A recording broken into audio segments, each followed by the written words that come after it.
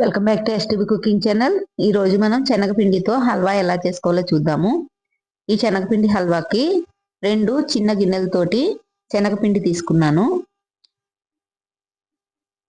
ఈ శనగపిండిలోకి కొంచెం సాల్ట్ అలానే కొంచెం పసుపుని యాడ్ చేసుకుంటున్నాను. ఇప్పుడు దీన్ని మొత్తాన్ని ఉండలు లేకుండా మంచిగా కలుపుకోవాలి. ఇలా మొత్తం మిక్స్ చేసుకున్న తర్వాత ఇందులోకి వాటర్ని యాడ్ చేసుకుందాము. వాటర్ అనేది మనం తీసుకున్న శనగపిండిని బట్టి ఎంత క్వాంటిటీలో అయితే తీసుకున్నామో అంతే క్వాంటిటీలో వాటర్ని యాడ్ చేసుకోవాలి. వాటర్ అనేది ఒకేసారి యాడ్ చేసుకోకూడదు. ఒకేసారి యాడ్ చేసుకుంటే పిండి ఉండలు ఉండలుగా అయిపోయి మనకి మంచిగా రాదు.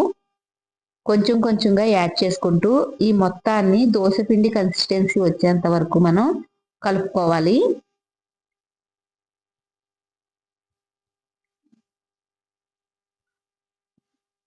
ఇలా కలుపుకుంటూ వాటర్ ఏమైనా యాడ్ అయితే కనుక యాడ్ చేసుకుంటూ ఉండాలి.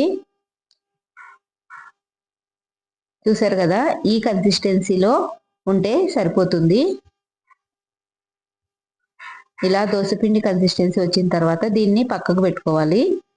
ఇప్పుడు దీన్ని పకోడీ చేయడానికి సరిపోయినంత ఆయిల్ని మూకుడులో వేసుకొని ఆయిల్ మరిగేంత వరకు మరగనివ్వాలి. ఇలా ఆయిల్ మరిగిన తర్వాత మనం కలిపి పెట్టుకున్న పిండిని ఒకసారి మరలా గరిటెతో కలుపుకొని పకోడీలాగా వీడియోలో చూపిస్తున్న విధంగా వేసుకోవాలి. ఆయిల్కి సరిపడినంత పకోడీని వేసుకొని మంచిగా ఫ్రై చేసుకోవాలి. ఇలా కొంచెం ఫ్రై అయిన తర్వాత వీటిల్ని వెనక్కి టర్న్ చేసుకొని మంచి కలర్ వచ్చేంత వరకు మనం ఫ్రై చేయాలి. ఇలా ఫ్రై అయిన తర్వాత ఈ మొత్తాన్ని వేరొక బౌల్లోకి తీసుకోవాలి. ఇలానే మిగిలిన పిండిని మరలా మనం పకోడీలాగా వేసుకొని రెడీ చేసుకోవాలి.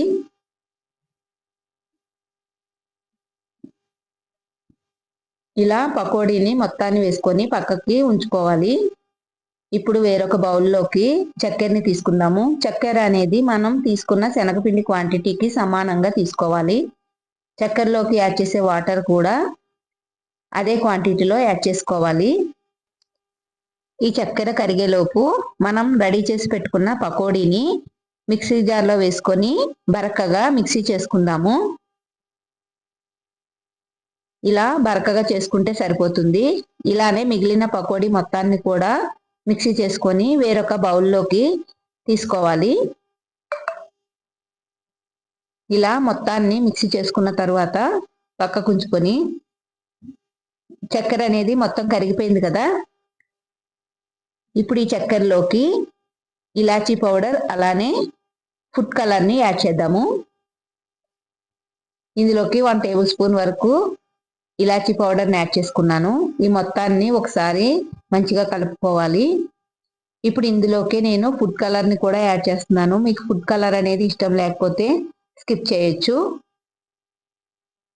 ఇలా ఫుడ్ కలర్ని కూడా యాడ్ చేసుకున్న తర్వాత మొత్తాన్ని ఒకసారి కలుపుకొని తీగపాకం వచ్చేంత వరకు కూడా మనం దీన్ని మరగనివ్వాలి. కలుపుకుంటూ దీన్ని మరిగించుకోవాలి. ఇలా తీగపాకం వస్తే సరిపోతుంది. ఇప్పుడు ఇలా తీగపాకం వచ్చిన తర్వాత ఇందులోకి మనం ఆల్రెడీ రెడీ చేసి పెట్టుకున్న మిశ్రమాన్ని ఈ పాకంలోకి వేసుకొని దగ్గర పడేంత వరకు కూడా నెయ్యిని యాడ్ చేసుకుంటూ కలుపుకోవాలి.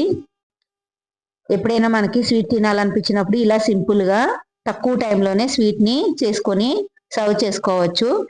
Thanks for watching.